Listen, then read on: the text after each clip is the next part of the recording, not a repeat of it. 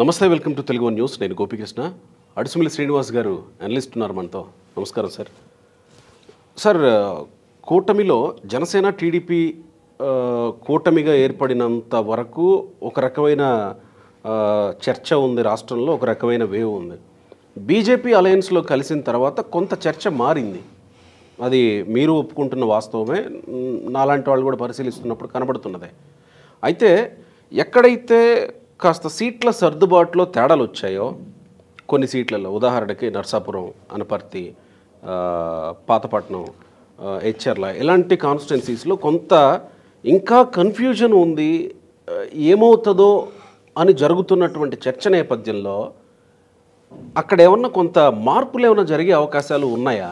ఏమంటే రాష్ట్రంలో 2-3 పార్టీలు పొత్తులు పెట్టుకున్నప్పుడు సీటు కోల్పోయిన దగ్గర ఆశావాహులు కానీ, అంతకుముందు కష్టపడి పనిచేసిన వాళ్ళు కానీ, కేసులు పెట్టించుకుని తన్నులు తిని జైలు కట్ట వెళ్ళొచ్చి డబ్బులు ఖర్చు పెట్టుకుని ఇన్ని రకాలుగా బాధలు పడిన వాళ్ళకి చాలా మనస్తాపం కలుగుతుంది, విరక్తి కూడా వస్తుంది, పార్టీ అధినాయకత్వం మీద ద్వేషం కూడా వస్తుంది. చాలా సహజంగా జరుగుద్ది. వాళ్ళని వీళ్ళు ఎలా హ్యాండిల్ చేశారనేటువంటి దాని మీద అది సర్దుకుంటుంది. సపోజ్ ఎవరన్నా పొత్తు ధర్మం ప్రకారం ఎవరన్నా నష్టపోయారనుకోండి, వాళ్ళని పిలిచి మాట్లాడాలి, అది ఆ పని చేస్తున్నారు, వాళ్ళు సర్దుకుంటుంది.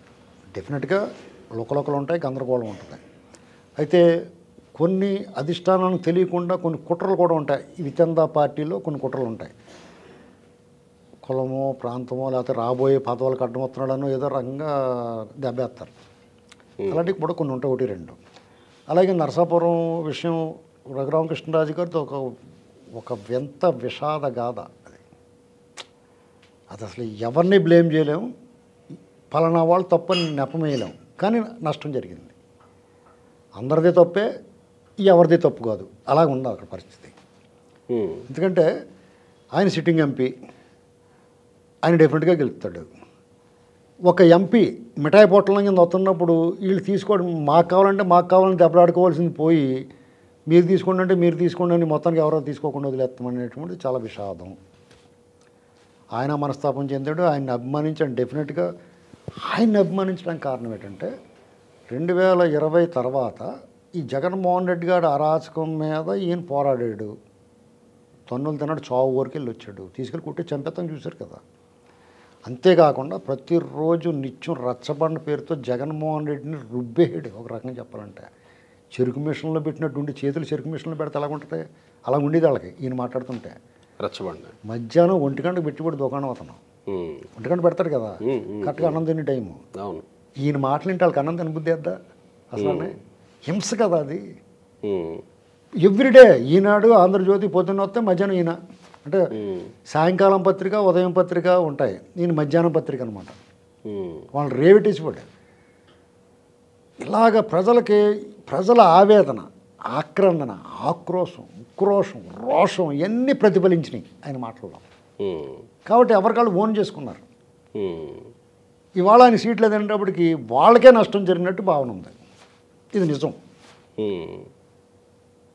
దీన్ని బాబు గారు వాళ్ళు అకామిడేట్ చేస్తారు. ఆయన సీట్ కన్ఫర్మ్, నేను చెప్తున్నాను, మార్క్ మై వర్డ్స్. ఆయన సీటు ఏది ఎంపీ ఆర్ ఎమ్మెల్యే.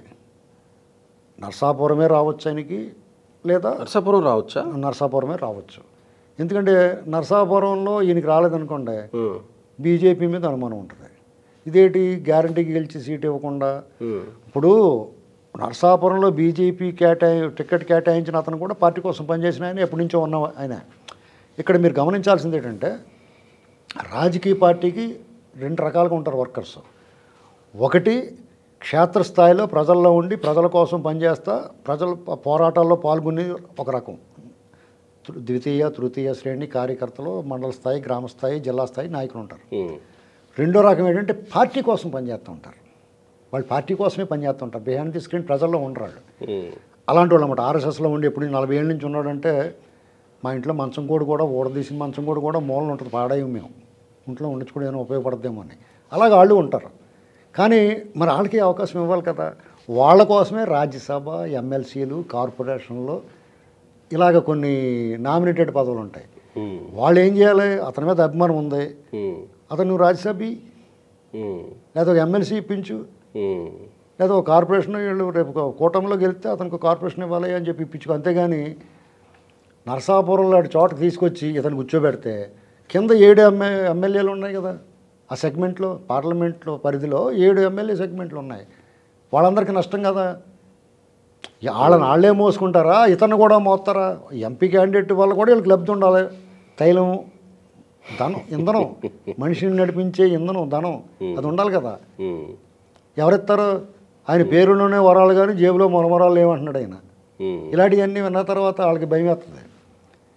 అంచేత ఉద్దేశపూర్వకంగా నేను చెప్పి పూర్తిగా అర్థం. ఇప్పుడు బీజేపీ అక్కడ ఆ సీట్ ఇవ్వటం వల్ల వాళ్ళ మీద టోటల్గా అనుమానం వస్తుంది.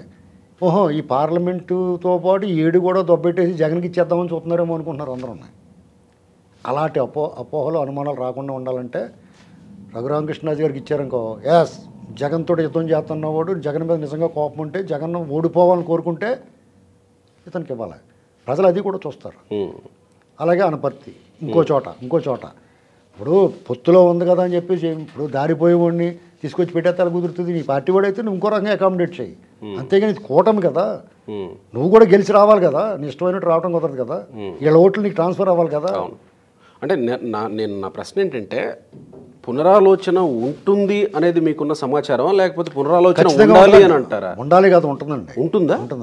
ఏమేమి ఉండొచ్చు సార్? సుమారుగా ఏ కాన్స్టిట్యున్సీస్ ఉండొచ్చు మీకున్న సమాచారం? ఇప్పుడు నేను నరసాపురం అయితే గ్యారంటీ, నరసాపురం అయితే గ్యారంటీ. ఒక నరసాపురం రాజుగారికి పార్లమెంట్ అయిపోయింది అనుకోండి, అప్పుడు మిగతా బీజేపీ వాళ్ళు మీ సావని వదిలేచ్చి అయినా ట్రై చేస్తారు. అంటే ఓటమిని ఎందుకు ఒప్పుకుంటారండి? అంటే ఇప్పుడు కొన్ని చోట్ల ఇప్పుడు పాతపట్నం ఉంది, పాతపట్నం కూడా కల్మట వెంకటరమణకి ఇవ్వలేదని కొంత వాళ్ళు ఆందోళనలో ఉన్నారు. అది విత్ ఇన్ ద పార్టీ, అది ఒకే పార్టీ వాళ్ళు కదా, అది టీడీపీ సమస్య అండి. అక్కడ కల్మట వెంకటరమణ గారు పాతపట్నంలో నాకెందుకు తెలుసు అంటే నేను ఎన్ఆర్ఐల ద్వారా అక్కడ అన్నా క్యాంటీన్ పెట్టించాను. నేను అక్కడ ఎన్ఆర్ఐలు పెట్టారు అక్కడ. వాళ్ళు పార్టీతో సంబంధం లేకుండా ఇంత డబ్బు ఇచ్చి అక్కడ పెట్టారు. వాళ్ళు ఇచ్చిన డబ్బుల్లో సగం అయితే ఇంకో సగం ఆయన పెట్టుకుని అన్నాకంటే దాదాపు 15 నెలల నుంచి నడిపిస్తున్నాడు ఆయన. అనేక కార్యక్రమాల్లో పాల్గొన్నాడు, పార్టీ పిలిపించిన ప్రతి కార్యక్రమంలో పాల్గొన్నాడు. అక్కడ సిట్టింగ్ ఎమ్మెల్యే కొడుకు మీద జడ్పీటీసీ గెలిచాడు. జడ్పీటీసీ గెలవడం అంటే మూడో వంతు నియోజకవర్గం గెలిచినట్టే. ఎలాంటి పరిస్థితుల్లో నామినేషన్ వేయలేని పరిస్థితుల్లో, నామినేషన్ వేస్తే ప్రచారం చేసుకోలేని పరిస్థితిలో, ప్రచారం చేసుకుంటే ఎన్నికలు చేసుకోలేని పరిస్థితిలో, ఎన్నికలు అయితే కౌంటింగ్లో లైట్లు ఆర్పేసి ఫలితాలు ప్రకటించే పరిస్థితుల్లో ఆయన ఆ క్యాండిడేట్ని గెలిపించి వాళ్ళు ఏదైనా మాల్ ప్రాక్టీస్ చేద్దామంటే కూడా తోలు తీసి ఎండ వేస్తాం, గోడనేసి తొక్కేస్తామని చెప్పి ఆయన అభ్యర్థిని గెలిపించుకొచ్చాడు. మరి ఇంత పోరాటం చేసినోడికి నీకు టికెట్ లేదని సింపుల్గా మాట చెప్తే మనస్తాపం కలుగుద్ది. డెఫినెట్గా వాళ్ళందరూ బాధపడి ఉంటారు. బాబు గారు పిలిపించి మాట్లాడుతున్నారంట, అదంతా జరుగుద్ది వాళ్ళకి. ఇప్పుడు టీడీపీ చంద్రబాబు గారు అన్యాయం చేయడండి. ఎందుకంటే మీకు నాకు తెలిసింది ఆయనకు తెలీదా? అదే మీరు అంటున్నట్టు కార్పొరేషన్ పదవులు, ఎమ్మెల్సీలు, రాజ్యసభలు ఇవన్నీ ఉన్నాయి. ఇప్పుడు ఇటు అకామిడేషన్ ఉండే అవకాశం లేకపోతే పునరాలోచన గురించే ఉండే అవకాశం. ఇతను చాలా వీరుడు, ఒక చేతితో 6 బాణాలు వేసేసి వాడిని తీసుకెళ్ళి తమలపాకుల మీద సున్నం రాయంటే బాగోదు కదా. అంటే యుద్ధమే చేయమనాలా. తమలపాకులు బాగా కిళ్ళి కట్టి వాడికి బాగా కిళ్ళి కట్టించాలా. అర్థమైందా మీకు నేను చెప్పింది? అంటే స్కూటర్ బేరింగ్ కారుకి వేయకూడదు, కారు బేరింగ్ స్కూటర్ వేయకూడదు, 2 పోతాయి. కాబట్టి ఆయనకి ఇవ్వాల్సిన పాత్ర ఆయనకి ఇవ్వాలా. అది ఆలోచిస్తారేమో అనుకుంటున్నాను నేను. కొంత కుట్ర కూడా ఉందంటున్నారు, అవన్నీ కోణాలు బయటకు వస్తాయి తర్వాత అవి మనం మాట్లాడకూడదు.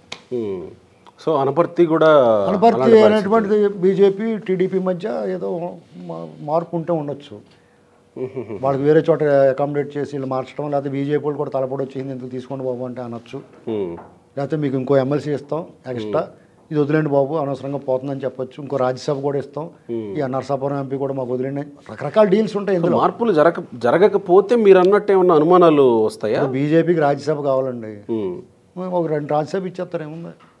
ఇలాంటి అడ్జస్ట్మెంట్లు ఉంటాయి, బేరసారాలు సాగుతాయి. ఇంకా 20 రోజులు టైం ఉంది, ఎవరో వర్రీ అవ్వక్కర్లేదు, మనస్తాపం చెందక్కర్లేదు, బెంగెట్టుకోక్కర్లేదు. కానీ మీరు అంటున్నట్టు మీకున్న సమాచారం మేరకు ఖచ్చితంగా కొంత పునరాలోచన అయితే ఉండే అవకాశం. పునరాలోచన అయితే ఫిక్స్డ్. రఘురామకృష్ణరాజు గారు అకామిడేట్ అవుతాడు. Okay sir, right, thank you.